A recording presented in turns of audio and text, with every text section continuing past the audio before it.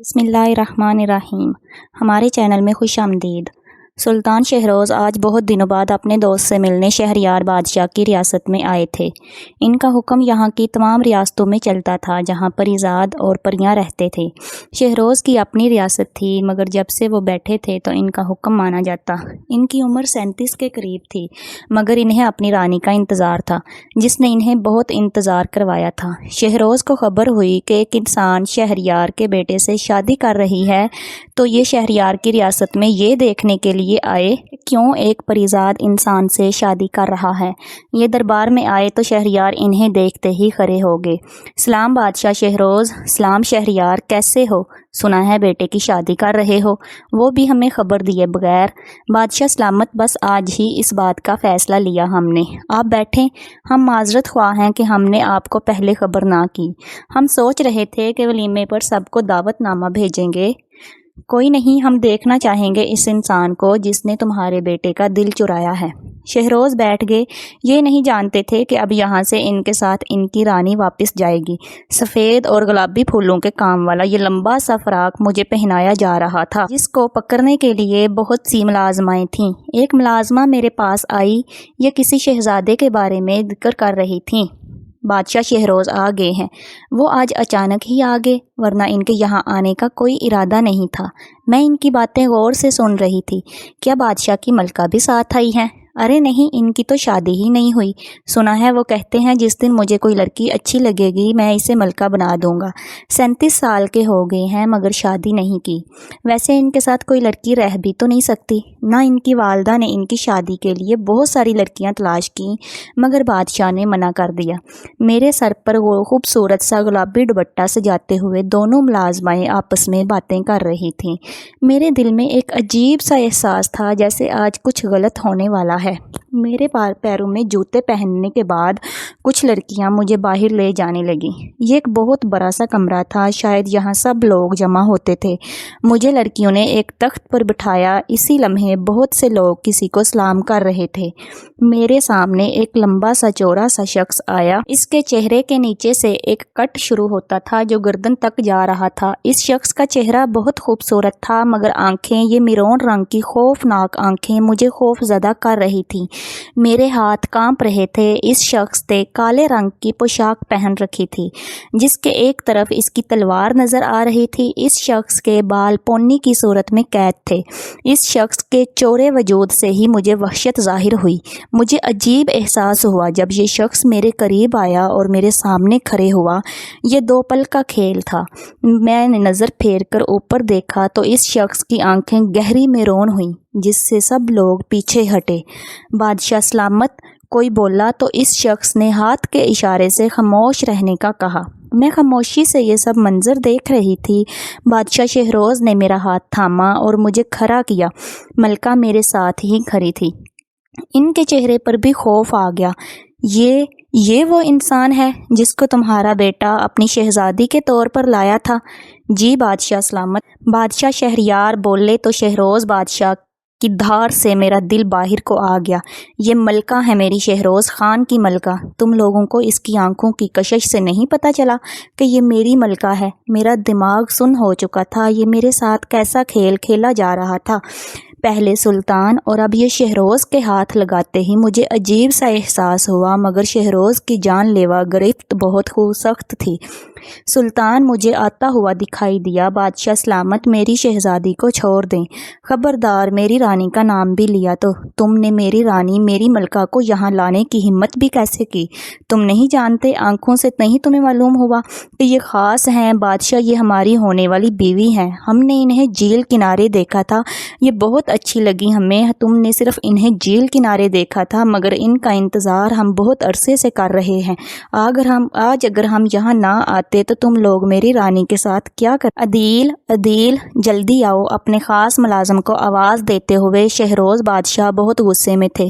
ان کی آنکھوں کی تپش میں محسوس کر سکتی تھی۔ میرے پاس الفاظ ختم ہو گئے تھے کیونکہ مجھے یہی سمجھ نہیں آ رہا تھا کہ یہ لوگ میرے ساتھ کیا کر رہے ہیں۔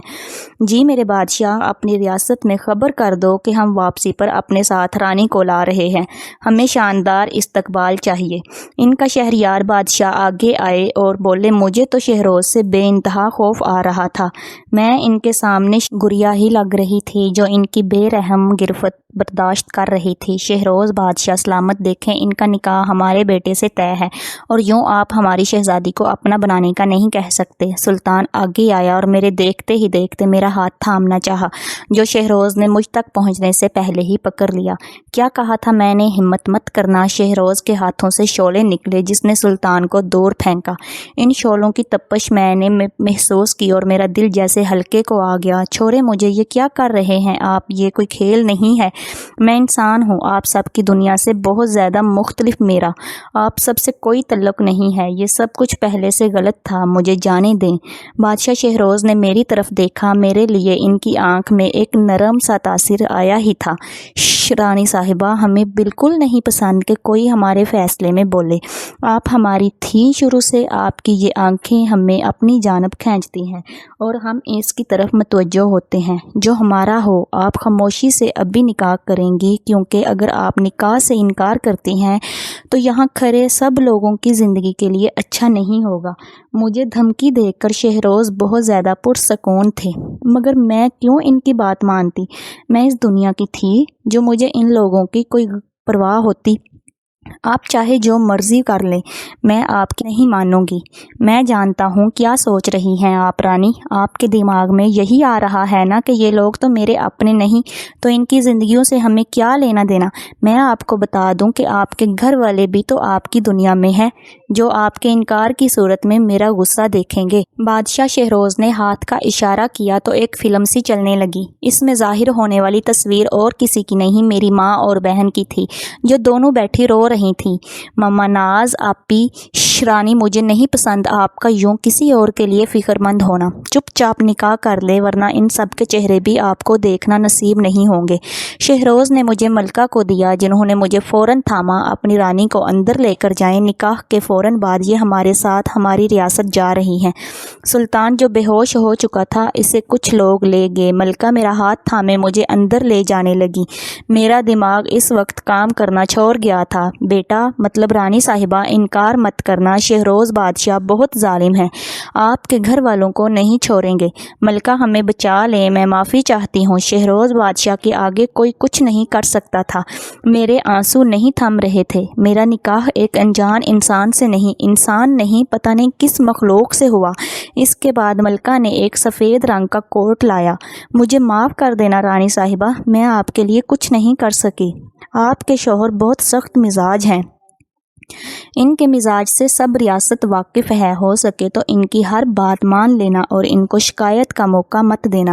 وہ اگر آپ سے خوش ہوئے تو آپ کو آپ کے ماں باپ کے پاس لے جائیں گے۔ میرے آنسو بے اختیار ہو گئے۔ باہر سے حکم آیا کہ مجھے لایا جائے۔ مجھے یہ کوٹ پہنایا، مگر یہاں سردی نہیں تھی۔ میرا ہاتھ تھام کر ملکہ باہر لائی۔ مجھے یہ بھی پتہ چلا کہ شہزادے سلطان کو کافی عرصے تک ہوش نہیں آئے گا۔ وہ بابا جو شہزادے سلطان اور میرے گھر آیا تھا وہ غلط تھا۔ میں شہزادے سلطان کی نہیں، بادشاہ شہروز کی ملکہ بنی ہوں۔ مجھے محل سے باہر لے جایا گیا جہاں گھوڑے کھڑے تھے۔ ملکہ مجھ سے ملی، پھر شہروز آئے اور میرا ہاتھ تھاما۔ مجھے ایک گھوڑے کے پاس لائے جس کا رنگ براؤن تھا اور اس کا قد بھی کافی بڑا تھا۔ مجھے گھوڑے سے ڈر لگتا تھا، میں ساتھ ہی ہوں، ڈرنے کی ضرورت نہیں۔ شہروز نے مجھے پکڑا اور گھوڑے پر بٹھایا اور ساتھ ہی خود بھی بیٹھ گئے۔ یہ کیسی قید تھی جس سے رہائی ممکن نہ تھی۔ گھوڑا بہت تیز چل رہا تھا۔ مجھے شہروز کی گرفت میں سختی محسوس ہوئی تھی۔ مجھے کمر سے ایک ہاتھ تھاما ہوا تھا شہروز نے اور دوسرے سے گھوڑے کی رسی کو۔ میں زندگی میں پہلی بار سفر کر رہی تھی ایسے گھوڑے پر۔ میرے ہاتھ سرخ ہو گئے تھے اور شاید کمر میں بھی درد تھا۔ میں اتنا سخت سفر برداشت نہیں کر سکتی تھی۔ 2 گھنٹے ہو گئے تھے۔ مجھے شہروز کی آواز آئی، سو جائیں رانی میری جان، ہم ریاست پہنچیں گے تو آپ کو اٹھا لیں گے۔ شہروز نے نہ جانے آنکھوں میں ایسا کیا کیا کہ مجھے ہوش نہیں رہا۔ شہروز کے سینے پر سر رکھ کر میں گہری نیند سو گئی تھی۔ عدیل شہروز کے ساتھ ہی گھوڑے پر سفر کر رہا تھا، باقی سب بہت پیچھے تھے۔ شہروز رانی صاحبہ کو ہماری دنیا میں کافی مشکلات کا سامنا رہے گا، تم بے فکر رہو عدیل۔ رانی میرے ساتھ ہیں، انہیں کسی چیز کے لیے بھی پریشان نہیں ہونا پڑے گا۔ بہت جلد یہ اس دنیا کو اپنا لیں گی۔ ابھی تو ان کے لیے یہاں کے ماحول کے مطابق رہنا مشکل ہوگا۔ ان کی دنیا ہم سے بہت مختلف ہے۔ سو گئی ہیں کیا رانی صاحبہ؟ ہاں، سلا دیا ہے انہیں۔ ان کے لیے لمبا سفر اچھا نہیں۔ چلو، تمہاری طاقت کہیں تو صحیح سے کام آئی۔ عدیل کا اشارہ بے ہوش مہر کی طرف تھا، جسے اور کسی نے نہیں بلکہ خود شہروز نے بے ہوش کیا تھا۔ چل بس کر اور جلدی کر، سردی بڑھ رہی ہے، رانی برداشت نہیں کر پائیں گی۔ گھوڑے تیز رفتار سے چل رہے تھے۔ رات کے آدھے پہر یہ اپنی ریاست میں داخل ہوئے۔ ہر طرف لوگ پھول پتیوں کے ساتھ کھڑے تھے۔ کچھ پریاں اونچی جگہ پر بیٹھ کر اپنی نئی آنے والی ملکہ کو دیکھ رہی تھیں، جو شاید سو رہی تھی۔ مہر کو شہروز نے جگایا۔ رانی اٹھیں، ہمارا گھر آ گیا ہے۔ سامنے برف سے ڈھکا خوبصورت محل تھا، جس کے ارد گرد روشنیاں تھیں جو شاید آگ سے جلائی گئی تھیں۔ اس اندھیرے میں ہر طرف دیے رکھے ہوئے تھے۔ لوگوں نے پھول کی پتیاں ان پر برساتی برسائیں۔ شہروز نے گھوڑا آہستہ کر دیا۔ یخ ٹھنڈی سردی مہر کی ہڈیوں میں گھس رہی تھی۔ دیکھیں رانی، ہمارے لوگ، وہ دیکھیں سامنے ہمارا محل۔ محل کے قریب آ کر شہروز نے مہر کو نیچے اتارا، جو گر گئی کیونکہ اس کی ٹانگیں جواب دے گئی تھیں۔ ہاتھوں پر زخم بن گئے تھے، جبکہ کمر میں درد کی لہریں اٹھ رہی تھیں۔ شہروز نے اپنی نازک ملکہ کو اٹھایا اور اپنی باہوں میں بھر لیا۔ مجھے درد ہو رہا ہے، مہر کی روتی ہوئی آواز پر شہروز نے اس کے سر پر پیار سے ہونٹ رکھے۔ بس تھوڑی دیر ان لوگوں کو اپنی موجودگی کا احساس دلا دو۔ شہروز لوگوں کے بیچ سے اپنی رانی کو اٹھائے ہوئے گزر رہا تھا۔ ہر کوئی بس اپنی رانی کو ایک بار دیکھنا چاہتا تھا۔ محل کے دروازے پر پہنچ کر شہروز رکا اور مہر کو ساتھ کھڑا کیا۔ مہر کو مضبوطی سے اس نے تھام رکھا تھا۔ تم سب کو رانی کی آمد مبارک ہو۔ آج سے تم سب کی رانی ہیں، رانی مہر شہروز خان۔ یہ میری ملکہ ہیں، آج کے بعد اس ریاست کی ملکہ ہیں یہ۔ کوئی بولا کہ ملکہ تو انسان ہے، ملکہ انسان ہے، اور مجھے امید ہے کہ کوئی اس بات کو لے کر مجھ سے بحث نہیں کرے گا۔ اگر کسی کو اپنی جان پیاری نہیں تو وہ سامنے آ سکتا ہے۔ اب لوگ خاموش ہو گئے اور شہروز مہر کو اٹھا کر محل کے اندر لے گیا۔ زندگی میں کبھی کبھار جس چیز کے بارے میں سوچتے ہیں وہ ممکن ہو جاتی ہے۔ ایسا ہی کچھ مہر کے ساتھ بھی ہوا تھا۔ ایک انجان دنیا میں آنا، اس کے بعد یہاں کے مکینوں کی باتوں کو سننا، اور ایک رانی کے طور پر ایک بادشاہ کے ساتھ اس کی ریاست آنا، یہ سب کبھی شاید مہر نے سوچا بھی نہیں تھا۔ مہر ان سب چیزوں کو اتنی جلدی قبول نہیں کر پا رہی تھی۔ یہ شاید انسانی فطرت ہے کہ ہم ہمیشہ مشکل چیز کو ہی اپناتے ہیں، مگر مہر سے نہ تو اس کی قسمت نے کچھ پوچھا، نہ اسے کچھ سوچنے کا موقع دیا۔ کبھی کبھار زندگی کے کچھ فیصلے بہت زیادہ سنجیدہ ہوتے ہیں۔ ہم جس چیز کو اپنے حق میں برا سمجھتے ہیں وہی ہمارے حق میں اچھی ہوتی ہے۔ مہر کو کمرے میں بستر پر لٹا کر شہروز نے ملازمہ کو حکم دیا کہ والدہ کو بلا لائے۔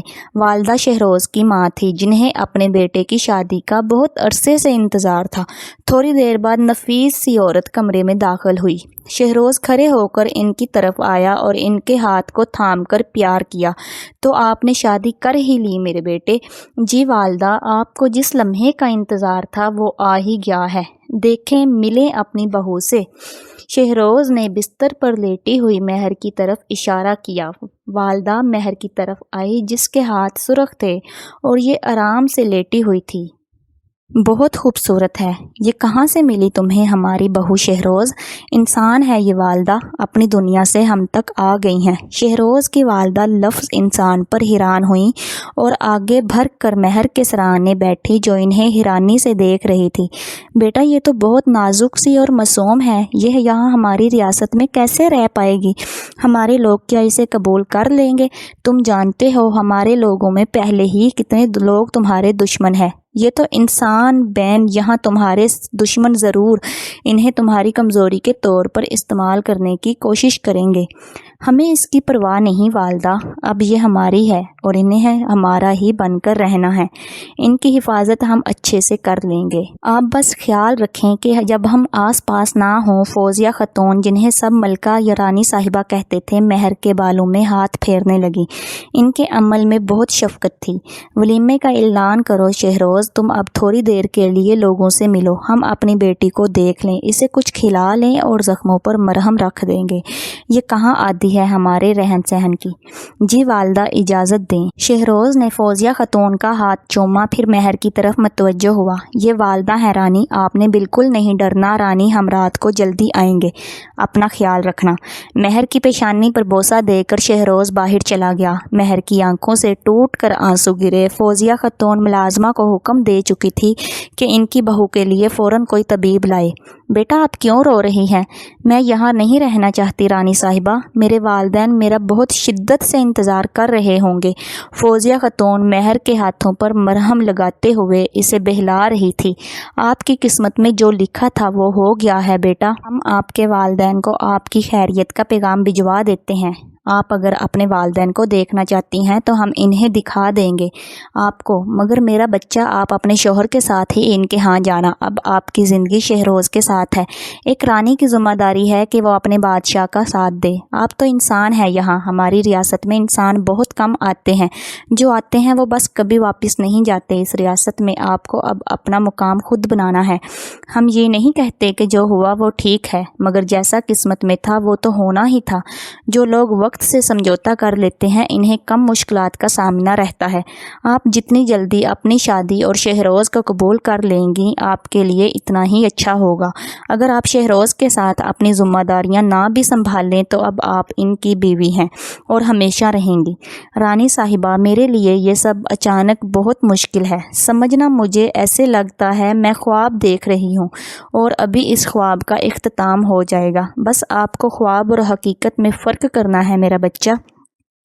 شہروز تھوڑا سخت مزاج ہے، مگر مجھے امید ہے کہ وہ آپ کے ساتھ نرمی ہی اختیار کرے گا۔ ہمیں والدہ، کہیں آپ کو اچھا تو لگے گا، ہمیں یہاں آپ کو کسی چیز کی ضرورت ہو تو ہم موجود ہیں۔ آپ کے والدین کو ہم پیغام بھجوا دیں گے اور آپ کے ولیمے کے روز ان سے آپ کا رابطہ بھی کروائیں گے، مگر آپ اپنی صحت پر دھیان دیں۔ یہاں رہنا ہے تو خود پر دھیان دینا ہوگا بیٹا، یوں سمجھیں کہ آپ رخصت ہو کر کہیں آئی ہیں۔ طبیب آیا اور مہر کو دوائی دی۔ ملکہ رانی صاحبہ کا دھیان رکھیں، یہ بہت نازک ہیں، گھوڑے پر سفر سے ان کو تکلیف ہوئی ہے، آپ اگلی مرتبہ ان کا دھیان رکھیے گا۔ 2-3 دن ان کو بھرپور نیند لینے دیں، ان کی خوراک کا خاص خیال رکھیں اور سردی سے بچائیں۔ طبیب کی بات سن کر فوزیہ خاتون نے ساری ہدایات ملازمین کو بتائیں۔ فوزیہ خاتون یخنی کا پیالہ لے کر مہر کے سامنے بیٹھیں۔ والدہ، آپ بہت اچھی ہیں۔ شکریہ میرے بیٹے، بات یہ ہے کہ ہم جانتے ہیں ہمارے بیٹے نے اتنے سال کسی خاص مقصد کے تحت ہی اپنی رانی کا انتظار کیا تھا۔ آپ سے ہی ان کی زندگی ہے، آپ تو اب ہماری بیٹی ہیں، ہمارے ساتھ کھڑی ہوں گی تو ہمیں آپ کا خیال رکھنا ہے۔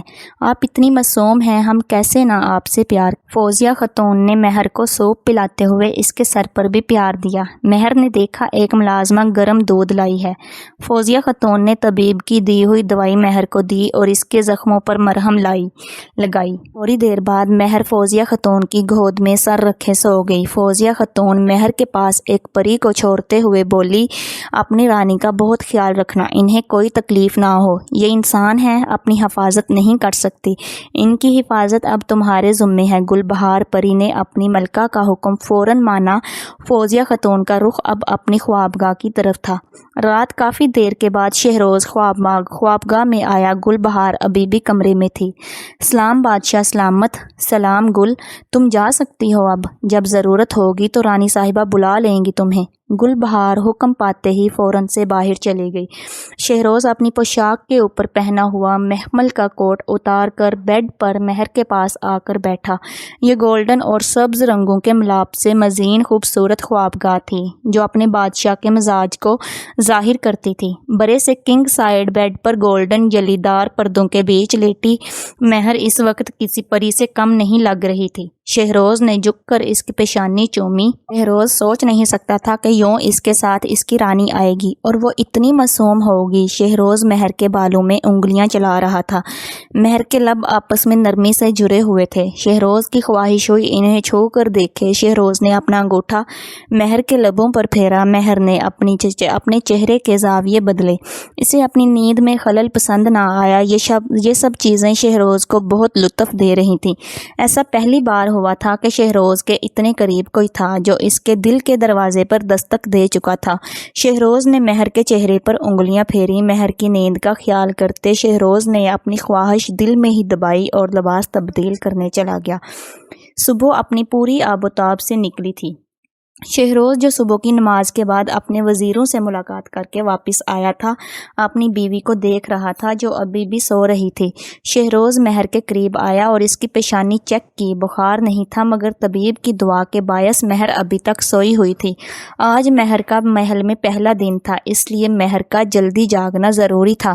شہروز نے اپنی معصوم رانی کو دیکھا، پھر اسے بیڈ سے اٹھا کر باہوں میں بھرا۔ شہروز مہر کا چہرہ دیکھ رہا تھا۔ مہر کی آنکھ کھلی تو خود کو یوں شہروز کے پاس دیکھ کر تو اسے کچھ سمجھ نہ آئی۔ پھر اس نے ڈر کے چیخ ماری کیونکہ اس کا دماغ ابھی بھی سویا ہوا تھا۔ رانی کیا ہو گیا؟ میں ہوں۔ شہروز مہر کو واپس بیڈ پر لگاتے ہوئے شہروز نے اس کے سر پر ہاتھ رکھا۔ اپنے آس پاس دیکھ کر مہر کا ذہن بیدار ہوا۔ کل کے سارے واقعات اس کے ذہن میں چلنے لگے۔ آپ ڈر گئیں رانی؟ شہروز بہت پیار سے مہر سے پوچھ رہا تھا۔ میرا نام مہر ہے، آپ پلیز مجھے رانی مت کہا کریں۔ اچھا میری جان، ہم آپ کو مہر ہی کہیں گے۔ آپ اٹھ جائیں، پھر ناشتہ کرتے ہیں۔ گل بہار کمرے میں آئی۔ مہر کو گل بہار کے پاس چھوڑ کر شہروز باہر چلا گیا۔ گل بہار جب مہر کو بیت الخلاء لے کر گئی تو مہر کو رونا آ گیا۔ یہ پرانے طرز کا بیت الخلاء تھا مگر کافی بڑا تھا۔ انسانوں کی دنیا جیسا اس میں کچھ نہیں تھا مگر پھر بھی یہ ٹھیک تھا۔ گل بہار؟ جی رانی صاحبہ۔ گل بہار، میں ان سب چیزوں کی عادی نہیں، میری دنیا میں یہ سب نہیں ہوتا۔ گل بہار: معاف کیجیے گا رانی صاحبہ، ہماری دنیا میں یہی سب ہے، آپ کو اب ہمارے طور طریقے سیکھنے ہوں گے۔ مہر نے بڑی مشکل سے سب کچھ سمجھا۔ جب یہ باہر آئی تو گل بہار نے مہر کے گیلے بال سنوارے۔ گولڈن رنگ کے لمبے مخملی فراق میں مہر بہت پیاری لگ رہی تھی۔ گل بہار نے مہر کے ہاتھوں پر کوئی تیل نما چیز لگائی۔ یہ کیا ہے گل بہار؟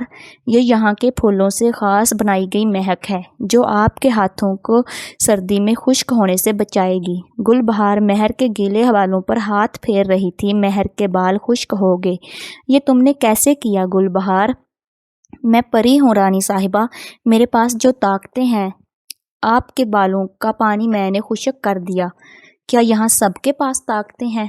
بہت کم لوگوں کو یہ طاقتیں استعمال کرنے کی اجازت ہے رانی صاحبہ، کبھی بادشاہ سلامت سے ان کی طاقتوں کا پوچھیے گا، آپ حیران ہو جائیں گی۔ گل بہار نے نیٹ کا دوپٹہ مہر کے سر پر ٹکایا اور مخملی چادر اس کے ارد گرد پھیلائی جو میرون رنگ کی تھی۔ مہر کا ہاتھ تھام کر گل بہار اسے کھانے والی جگہ پر لائی جہاں نیچے بیٹھ کر کھانا کھایا جاتا تھا۔ ملکہ تو بہت صبح کھانا کھا چکی تھی۔ شہروز نے مہر کو اپنے پاس بٹھایا۔ دودھ کے گلاس کے ساتھ سوکھے فروٹ اور پھل دیکھ کر ہی مہر کا دل خراب ہو گیا۔ ایک خاص قسم کی موٹی روٹی اس کے سامنے رکھی گئی۔ شہروز میں دودھ نہیں پیتی اور یہ سب اگر آپ نہیں پئیں گی تو ہمارے ہاں کیسے رہیں گی؟ محل میں آپ کو یہی سب ملے گا۔ محل میں آپ کو سردی کا احساس نہیں ہو رہا مگر باہر بہت سردی ہے۔ ہماری ریاست شمالی علاقے میں ہے اس لیے یہاں گرمی کم ہی آتی ہے۔ ہم سردی میں رہنے کے عادی ہیں مگر آپ کو اپنا رہن سہن تبدیل کرنا ہوگا۔ مہر کو یاد تھا اپنے گھر میں یہ سردی کے دنوں میں کتنی مشکل سے اٹھتی تھی۔ یہاں سردی کا سوچ کر اسے عجیب لگ رہا تھا۔ مہر کیا ہوا؟ میں گھر جانا چاہتی ہوں، مجھے یہاں نہیں رہنا، یہاں سب بہت عجیب ہے، جیسے پرانے وقتوں میں ہوتا تھا، میں نہیں رہ سکتی یہاں۔ شہروز نے اپنے ہاتھ مہر کے ہاتھ پر رکھے۔ بہت جلد آپ یہاں کے موسم اور رہن سہن کی عادی ہو جائیں گی، آپ نے خود کا دھیان رکھنا ہے۔ بس چلیں ناشتہ کریں۔ بڑی مشکل سے مہر نے دودھ پیا، وہ بھی شہروز کے ہاتھ سے۔ مہر بے انتہا ضدی تھی۔ شہروز نے مہر کو اٹھایا اور باہر چلے گئے۔ اس کے ساتھ گل بہار ایک کوٹ نما چیز لائی جس کے اوپر ٹوپی سی تھی، کوئی بڑا سا اپر ہو۔ گل بہار نے یہ مہر کو پہنایا، یہ مکمل طور پر مہر کو چھپا گیا۔ شہروز مہر کو لیے اس گولڈن نما محل سے باہر آیا جو بے انتہا خوبصورت تھا۔ مہر شہروز کے چلتے ہوئے آس پاس خوبصورت پھولوں کو دیکھ رہی تھی، ہر طرف خوبصورت آبشار تھے۔ مہر کے پاس کوئی اڑتا ہوا آیا، مہر کی بے ساختہ چیخ نکلی اور یہ شہروز کے سینے سے لگ گئی۔ شہروز نے سامنے دیکھا اور اپنے سینے سے لگی اپنی رانی کو، پھر کہا لگا کر ہنس پڑا، مہر وہ ایک پری ہے۔ دیکھیں، مہر نے کانپتے ہوئے اپنا سر اٹھایا تو سامنے ہی پروں والی ایک خوبصورت لڑکی کھڑی تھی جس نے اپنے پر چھپا لیے۔ مہر کا اشارہ سامنے لڑکی کی طرف تھا۔ ہمارے ہاں پریوں کے پر ہیں، میرے بھی ہیں، کسی دن دکھاؤں گا۔ ڈرے نہیں، یہاں کوئی آپ کو نقصان نہیں پہنچائے گا۔ مہر نے شہروز کی آستین تھام رکھی تھی۔ سامنے سے آتی تتلیوں کو مہر نے دیکھا اور خود ہی ان کے پیچھے چل پڑی۔ آگے جا کر ایک چشمہ بہہ رہا تھا جس کے ارد گرد 7 رنگ تھے۔ مہر اس چشمے کی خوبصورتی میں کھو گئی۔ مہر کو یہی لگا یہ ایک خواب ہے، مگر یہ خواب نہیں، حقیقت تھا۔ شہروز اپنی رانی کو اشتیاق سے سب چیزیں دیکھ رہا تھا۔ اب اگلا کام مہر کی تاج پوشی تھا، تاکہ کوئی مہر کے رانی ہونے پر اعتراض نہ کر پائے۔